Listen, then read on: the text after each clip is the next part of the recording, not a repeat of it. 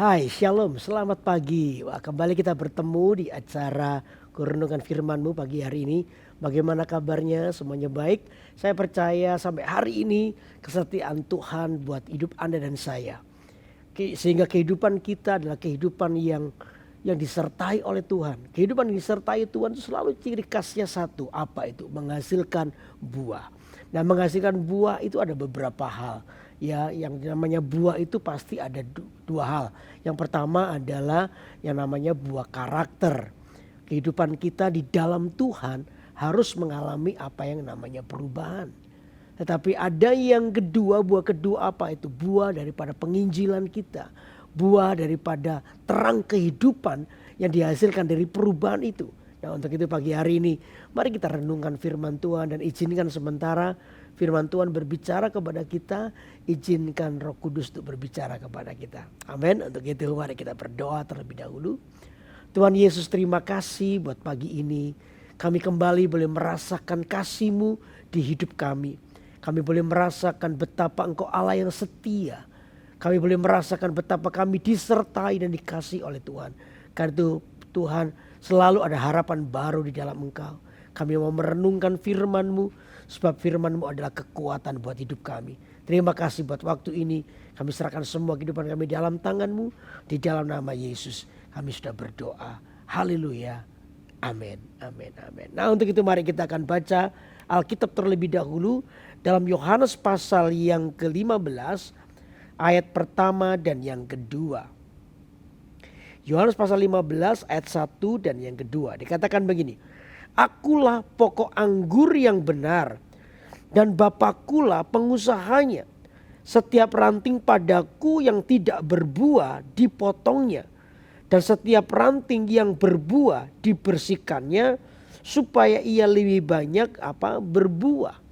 Alkitab jelas berkata bahwa akulah pokok anggur yang benar dan Bapakulah pengusahanya. Setiap ranting padaku yang tidak berbuah dipotongnya. Dan setiap ranting yang berbuah dibersihkannya supaya lebih banyak berbuah. Dari isu yang kita baca, persoalan atau inti daripada perhatian Tuhan adalah bagaimana kehidupan kekristenan kita adalah kehidupan yang menghasilkan buah. Kalau ada hal yang perlu Tuhan perhatikan buat hidup Anda dan saya di dalam kehidupan kekristenan kita adalah adakah buah yang dihasilkan. Ya, dalam sebuah cerita ketika satu saat Yesus lapar dan dia melihat satu pohon ara yang harusnya kalau melihat dari penglihatan penampakan dari pohon itu harusnya buahnya banyak. Tapi begitu sampai di situ ternyata pohon ara itu tidak berbuah. Maka dikutuklah pohon itu menjadi kering. Ya, karena apa? Tidak didapatinya buah. Jadi kekristenan kita pun sama. Kalau ada hal di mana kita ini disebut mengalami sebuah pertumbuhan rohani, maka yang kelihatan nampak itu adalah buah. Bukan bicara soal kita ini rajin ke gereja aja. Oh tidak, bukan itu. Sekalipun itu penting. Karena rajin ke gereja itu akan menolong Anda untuk berbuah. Tetapi bukan sekedar rajinnya. Tapi buah yang dihasilkan itu yang akan menjadi perhatian Tuhan. Tadi saya sebut di awal bahwa buah itu ada dua. Yang pertama adalah buah karakter kita. Perubahan hidup kita. Saya percaya di dalam Tuhan ada perubahan. Saya percaya di dalam Tuhan pasti ada perubahan. Perubahan karakter kita. Saya gak percaya kalau ada orang, oh saya memang begini nih. Saya gak bisa berubah. Siapa bilang? Di dalam Tuhan pasti ada perubahan. Dan saya kalau Anda baca seluruh tokoh di Alkitab. Orang-orang yang bertemu dengan Yesus secara pribadi. Hidup mereka itu mengalami perubahan. Nah itulah buah yang dihasilkan. Lalu buah yang kedua adalah buah daripada penginjilan kita, terang kehidupan kita. Di mana kehidupan Anda itu menjadi berkat bagi orang lain. Lewat kesaksian perubahan hidupmu itu Anda memperkenalkan Kristus buat orang lain. Sehingga orang lain juga berjumpa dengan Tuhan dan hidupnya diubahkan. Itu juga namanya buah. Nah yang akan saya bicarakan pagi ini adalah mengapa kekristenan tidak berbuah. Apa yang menjadi penyebab kekristenan itu tidak berbuah? Ya, ada beberapa hal yang membuat kekristenan kita itu tidak berbuah. Coba di Lukas pasal 13 kita baca ya. Lukas pasal 13 ayat yang ke-6. Lalu Yesus mengatakan perumpamaan ini, seorang mempunyai pohon ara yang tumbuh di kebun anggurnya. Dan ia datang untuk mencari buah pada pohon itu, tetapi ia tidak menemukannya. Lalu ia berkata kepada pengurus kebun anggur itu, sudah 3 tahun aku datang mencari buah pada pohon ara ini, dan aku tidak menemukannya. Tebanglah pohon ini, untuk apa ia hidup di tanah ini dengan percuma? Jawab orang itu, Tuhan, biarkanlah dia tumbuh tahun ini lagi. Aku akan mencangkul tanah sekelilingnya dan memberi pupuk kepadanya. Mungkin tahun depan ia berbuah, jika tidak tebanglah dia. Suatu saat pemilik kebun ini ya, seorang yang punya pohon ara yang tumbuh di kebun anggurnya, dia tidak menjumpai buah daripada pohon itu. Ternyata pohon-pohon yang seharusnya namanya pohon yang menghasilkan buah. Kalau tidak berbuah pasti something. Ada sesuatu yang menghalangi. Nah, untuk itu pagi hari ini mari kita coba lihat hidup kita. Apa yang menghalangi pertumbuhan kita? Tadi saya bilang bahwa Tuhan itu tertarik kepada buah yang kita hasilkan di hidup kekristenan kita. Karena itu saudara, coba sementara Anda mendengarkan firman Tuhan ini, izinkan Roh Kudus berbicara kepadamu. Mungkin ada beberapa hal di mana di titik-titik tertentu kita itu tidak berbuah. Why? Kenapa? Mungkin karena ini. Yang pertama adalah menyimpan dosa.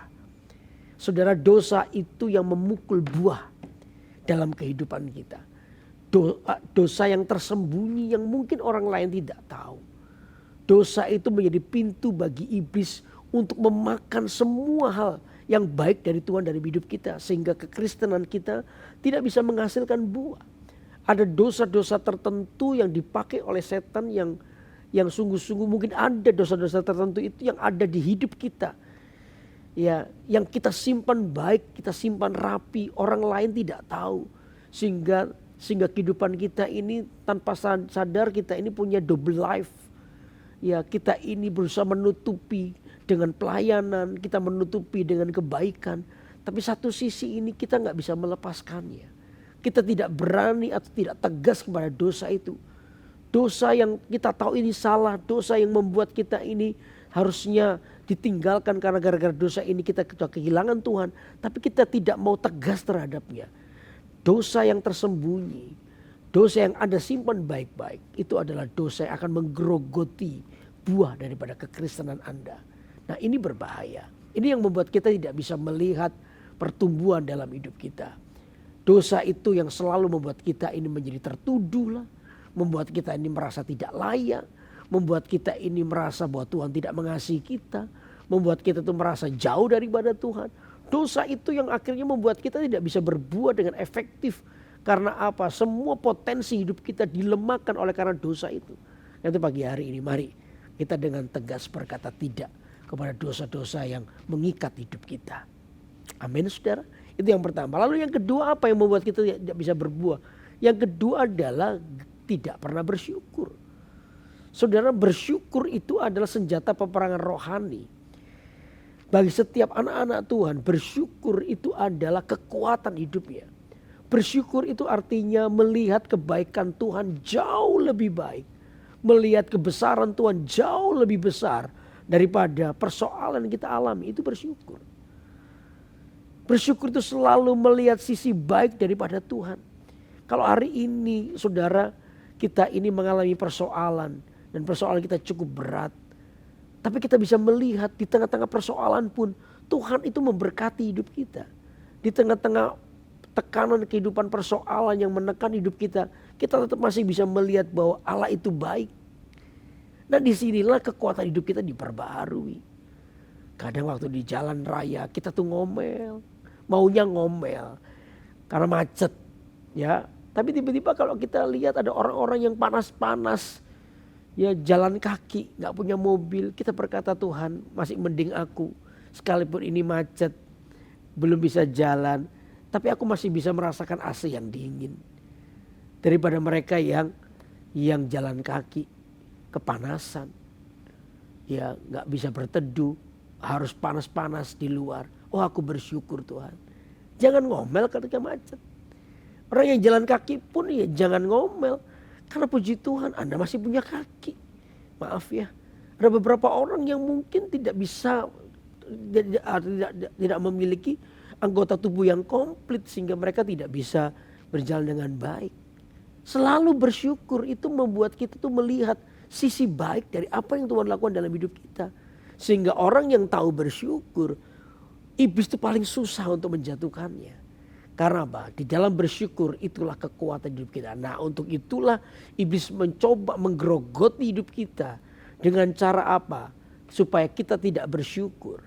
Supaya kita ini hati kita gampang marah ketika keinginan kita nggak dipenuhi. Ketika kejadian hidup kita tidak sesuai dengan skenario hidup kita. Maka kita tuh ngomel dengan Tuhan. Kita marah. Nah, iblis tuh suka yang begitu tuh. Saya percaya di tengah-tengah bersyukur kekuatan hidup pun diperbarui. Amin. Ketika Anda bersyukur, buah itu mulai kelihatan. Pertama, Anda roh kesabaran atau hati yang sabar itu ada padamu karena bersyukur. Mengampuni itu ada padamu tiba-tiba. Itu perubahan hidup. Oh, dulu mungkin Anda nggak bisa begitu, tapi tiba-tiba bisa begitu. Nah, itu buah kelihatan. Nah, ketika Anda bersyukur, Anda berterima kasih kepada Tuhan, situasi yang tidak enak sekalipun orang lain lihat. Kok bisa sih kamu bersyukur? Nah, itu juga buah. Apa itu? Anda bisa memberitakan Injil bagi orang lain. Amin, saudara.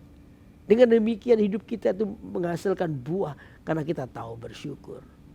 Nah, iblis berusaha untuk menggagalkan itu supaya kita tidak bersyukur. Nah, itu yang membuat kita tidak berbuah. Lalu yang ketiga apa? Yang ketiga apa? Gagal menjaga kekudusan lidah. Gagal untuk menjaga kekudusan lidah kita. Karena perkataan kita ini adalah perkataan yang mau menjatuhkan. Perkataan kita adalah perkataan yang menyumpahi diri kita sendiri. Waktu kita mengalami sesuatu, lidah kita itu dipakai satu untuk memuji Tuhan. Lidah saudara, mulut saudara dan saya dipakai untuk apa? Mengagungkan Tuhan. Waktu kita gagal menjaganya, ya baik perkataan kita baik orang lain juga. Dalam situasi kita gampang sumpah serapah itu muncul. Kita gagal menjaganya. Atau mungkin kepada anak kita, perkataan kita. Apalagi kalau kita sudah marah, jengkel, perkataan kita itu menjadi batu sandungan bagi mereka. Saudara, hati-hati di situ. Perkataan ini penting untuk kita jaga. Lidah kita ini kecil. Tapi lihat di lidah yang kecil itu justru disitulah kekuatan. Disitulah power di mana berkat Tuhan itu bisa sampai kepada orang lain. Karena itu hati-hati dengan perkataan kita. Hati-hati dengan mulut kita. Ayo pakailah mulut kita untuk lebih banyak memuji. Ketika Anda marah, lebih baik Anda diam. Ketika Anda mungkin hatimu kacau, lebih baik Anda diam. Taruhlah semuanya di hadirat Tuhan. Masuklah di rumahmu, mengucap syukur, memuji Tuhan. Dan iblis tidak punya kesempatan untuk memakai mulut kita untuk mengeluh. Ya tidak, artinya iblis gagal untuk memakai mulut kita untuk menyalahkan Tuhan, menyalahkan orang lain, menyalahkan situasi. Lebih baik pakailah lidah kita untuk berkata bahwa Tuhan itu baik. Dalam segala hal Tuhan itu baik. Amin, saudara. Amin. Jadi itu yang membuat tiga hal ini yang membuat kadang kita tidak bisa berbuah. Apa itu? Yang pertama, kita ini menyimpan dosa. Yang kedua, kita gagal bersyukur. Yang ketiga, tidak menjaga kekudusan lidah. Tiga hal ini yang dipakai oleh setan supaya Anda tidak berbuah. Tetapi pagi ini, mari kita sungguh-sungguh menjadi orang yang berbuah. Yang menghasilkan buah yang baik. Dan saya tadi bilang sejak awal, Tuhan itu tertarik kepada buah yang dihasilkan. Maka dikatakan kembali ke mana tadi? Yohanes pasal 15. Yohanes pasal 15 ayat yang ke 3. Yang kedua, setiap ranting padaku yang tidak berbuah dipotongnya. Dan setiap ranting yang berbuah dibersihkannya supaya ia lebih banyak apa? Lebih banyak berbuah. Yang berbuah pun akan dibersihkan supaya lebih banyak berbuah. Artinya Tuhan tuh pingin kita ini terus dalam hidup kita menghasilkan buah-buah daripada kekristenan kita. Supaya Anda lebih banyak berbuah. Makanya jangan kaget ketika dalam hidup kita ada banyak yang Tuhan ingin bersihkan. Satu kualitas yang harus Anda punyai. Apa itu? Roh yang mau mendengar. Hati yang mau diajar. Teachable heart. Ketika hati kita ini mau diajar oleh Tuhan. Setiap kali Tuhan itu berkata kepada kita. Firman Tuhan berkata kepada kita. Gak perlu Tuhan itu berkata 2-3 kali. Sekali aja Anda mendengar perkataan firman Tuhan. Dan itu adalah benar, itu baik. Cepatlah berubah. Itu namanya mendengar dengan sungguh-sungguh. Sebuah perubahan hidup terjadi. Supaya Anda dikatakan dibersihkan terus. Puji Tuhan kalau hari ini Anda berbuah. Puji Tuhan kalau hari ini Anda bertumbuh. Percayalah bahwa ketika Tuhan itu bergerak dalam hidupmu. Maka Dia akan ingin supaya kita semakin banyak berbuah. Makanya proses. Namanya proses karakter kita itu tidak akan pernah selesai. Jangan kaget, jangan heran. Oh, sesenior Anda sebagai seorang hamba Tuhan sekalipun. Ya, Tuhan itu tidak pernah selesai dalam hidupmu. Dia akan terus bekerja. Dia akan terus bergerak dalam kehidupan saudara. Tujuan cuma satu ini. Supaya Anda dan saya lebih banyak berbuah. Amin saudara. Karena terbukalah pada sebuah proses. Tidak boleh seorang merasa sempurna. Tidak boleh. Kalau Anda merasa sempurna lalu pada jabatan tertentu. Lalu gara-gara itu Anda minta fasilitas macam-macam nih. Ya minta dihormati lah, minta dihargai lah. Wah kalau sudah seperti itu justru di area itu Tuhan pukul. Nah kalau kita gak siap, kita gak punya teachable heart. Maka mudah bagi kita untuk merasa bahwa aku ini kok gak dihargai. Gengsi kita disentuh ya. Kita ini kelasnya seharusnya sudah jadi pengajar. Tapi di urusan karakter tertentu Anda gagal menjaganya. Dan kita ini menjadi orang yang tidak berbesar hati. Nah disitulah kejatuhan mulai mengintip kita. Karena itu hati-hati. Saya pun juga selalu ingatkan diri saya. Terbukalah pada sebuah proses. Hari ini puji Tuhan, Tuhan masih melangkah dalam hidupmu. Dibersihkan supaya kau semakin banyak berbuah. Gak apa-apa saudara. Kita ini terus mengalami perubahan ke arah Kristus. Siapapun kita sampai hari ini Tuhan masih ingin supaya Anda dan saya lebih banyak berbuah. Amin. Karena itu kalau hari-hari ini Anda sedang diproses Tuhan lewat siapapun. Ya lewat keluarga, lewat pemimpin Anda, lewat teman, lewat siapa, teman pelayanan. Saudara jangan salahkan orang. Ya. Kata Alkitab musuh kita itu bukan darah dan daging. Bukan. Tapi roh-roh jati udara. Justru menurut saya ketika Anda diproses oleh orang lain. Tuhan itu sedang pakai orang lain itu. Untuk apa? Supaya Anda sempurna. Jadi dengan orang lain jangan benci dengan orang itu. Justru harus dikasihi. Semakin dikasihi. Saya tahu ketika saya ini hari ini menikah sudah 25 tahun lebih. Ya saya menikah. Siapa orang yang paling dipakai oleh Tuhan supaya Kristus hidup dalam hidup saya? Istri saya.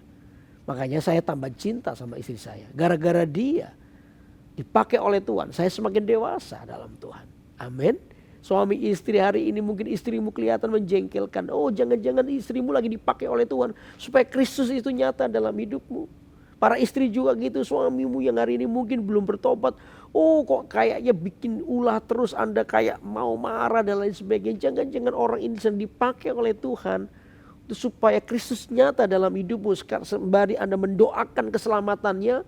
Anda juga mengalami pertumbuhan dan buah itu kelihatan. Jangan-jangan lewat buah yang dihasilkan dari hidup Anda. Suami Anda akan bertobat nanti. Karena itu perlu kita ini melihat sebuah prinsip ini. Tuhan tertarik kepada hidupku itu bukan karunia. Bukan sekedar karunia yang aku punya, bukan. Tapi buah yang dihasilkan. Karena itu yang membuat Tuhan tertarik dengan kita. Dan Tuhan terus bersihkan kata Alkitab. Supaya apa? Anda dan saya menghasilkan buah lebih banyak lagi. Amin. Karena itu saya dorong Anda pagi ini. Ayo kita menghasilkan buah lebih banyak lagi. Amin. Amin. Nah untuk itu mari kita akan datang kepada Tuhan. Mari kita serahkan hidup kita kepada Tuhan. Ya kita akan nyanyikan satu pujian ini buat Tuhan ya. Mari kita bawa hidup kita kepada Tuhan. Serahkan hidupmu kepada Tuhan dan lihatlah bahwa Tuhan itu ingin hidup kita menghasilkan buah. Dan buah itu kekal dan tetap untuk selama-lamanya. Haleluya. Mari kita katakan sama-sama.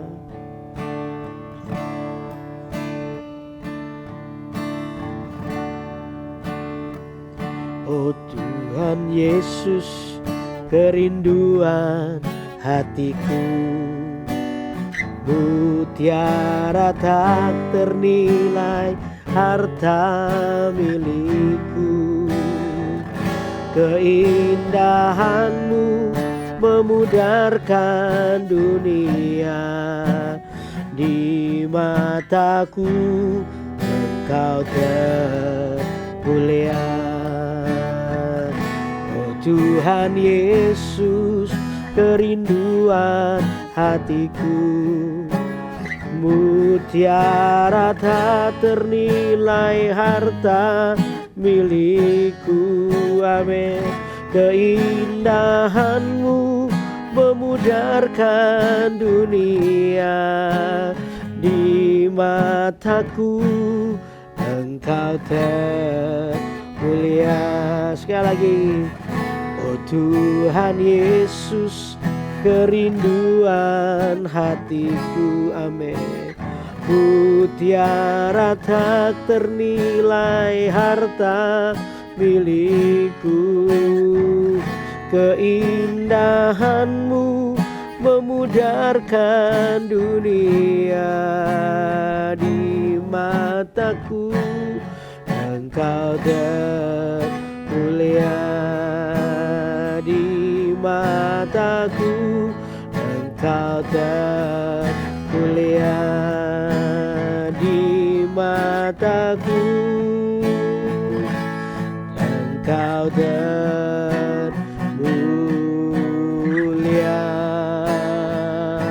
Oh, haleluya. Oh, pagi ini kami datang padamu, bawa hidup kami menyembahmu.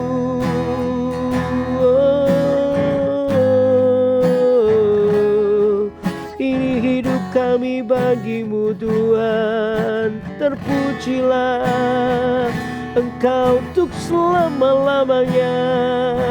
Hiarara mata kandaramu. Haleluya, haleluya. Oh, hiarara moramaya sando.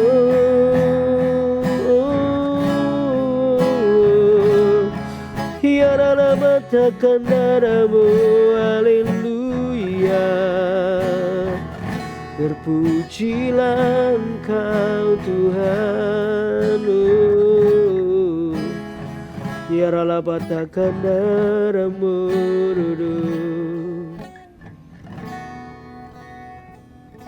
Oh Tuhan Yesus, kerinduan hatiku. Mutiara tak ternilai, harta milikku. Keindahanmu memudarkan dunia. Di mataku Engkau termulia. Di mataku Engkau termulia.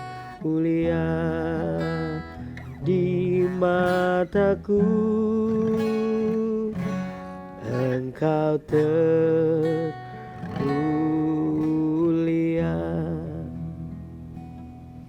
Biar pagi hari ini mari kita datang kepada Tuhan. Mari kita serahkan hati kita kepada Tuhan. Izinkan Tuhan untuk menjamah kita sekali lagi. Mungkin ada beberapa hal, ada dosa-dosa tertentu yang terus mengikat hidupmu sehingga itu membuat Anda tidak bisa berbuah dalam kekristenanmu. Dan itu justru mengintimidasi, membuat Anda jauh dari Tuhan. Pagi ini mari kita datang kepada Tuhan. Dia Allah yang baik, Dia Allah yang menerima hidupmu, apapun keadaanmu. Dia ingin menyucikan, Dia ingin memulihkan keadaan Anda. Karena itu mari kita datang kepada Tuhan. Mari kita bawa hati kita kepada Tuhan. Mungkin saudara hari-hari ini berkata, Pak Yudi, saya mau didoakan. Ada hal yang mengikat hidup saya yang seringkali membuat saya jauh dari Tuhan. Dengar saya baik-baik. Tuhan tidak pernah menolakmu. Dia menerimamu apa adanya. Yang penting satu ini, Anda melangkah berani datang kepada Tuhan. Izinkan Tuhan itu mengubah hidupmu pagi ini. Kalau Anda adalah orang yang mari angkat tanganmu, saya mau berdoa. Tuhan Yesus mau melihat tangan-tangan yang terangkat pagi ini. Aku berkata dalam nama Yesus, biar kekudusan, kesucian Allah ada pada orang-orang ini. Sehingga mereka terus mengalami sebuah perubahan, kehidupan, dan mereka boleh menghasilkan buah. Aku percaya ya Tuhan, Kau Allah yang mengasihi. Kami tidak mau ya Tuhan hidup kami terikat oleh dosa-dosa tertentu. Karena pagi hari ini kami bawa di hadapan-Mu. Dan Engkau yang mengampuni, Engkau menguduskan, menyucikan kembali. Sehingga orang-orang ini mengalami pemulihan di dalam nama Yesus. Aku juga berdoa ada beberapa orang yang hari ini terikat dengan persoalan-persoalan pribadi.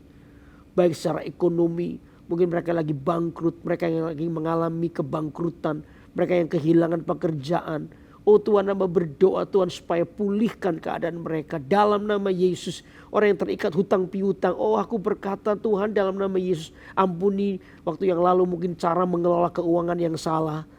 Ampuni ya Tuhan, kami minta mujizat-Mu terjadi supaya hutang demi hutang dapat dilunasi dengan cara Tuhan. Aku percaya sampai hari ini mujizat-Mu terjadi dalam nama Yesus.